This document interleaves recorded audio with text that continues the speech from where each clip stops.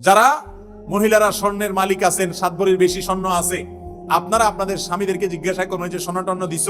বাপের বাড়ি থেকে দিলে তো উনি মালিক, ওটা তো জিজ্ঞেস করার দরকার নাই। যদি স্বামী দিয়ে থাকে জিজ্ঞেস করবেন তুমি যে দিছ এগুলা কি তোমার না আমার, কথা পরিষ্কার করো। এই প্রশ্ন করলে দেখবেন বেশিরভাগ পুরুষ ধরা পড়ে গেছে। আমতা আমতা করবে, আমতা আমতা বলবে না মানে তোমার আমার তো একই, বলবে না কাহিনী করবে না, কোনো কাহিনী নেই, সাফ সাফ বলো এটা কি তোমার না আমার। আমাকে যদি দিয়ে থাকো তাহলে আমি মালিক, আমি যা ইচ্ছা তা করবো, আমার মনে চায় বিক্রি করে ফেলো, মনে চাইলে আমার বোনকে দিয়ে দিব, ভাইরে দিয়ে দিব, ফেলে দিব, আমার ব্যাপার, অধিকার আমার। আর যদি তোমার হয়ে থাকে, আমাকে ব্যবহার করতে দিছো মনে হয়, তাহলে তো আরেক জিনিস, তাহলে জাকাত তুমি দিবা, কারণ তুমি মালিক। কথা বুঝতে পারছি? তাহলে স্ত্রীর গহনা জাকাত কে দিবে? গহনার মালিক যে, জাকাত সে দিবে।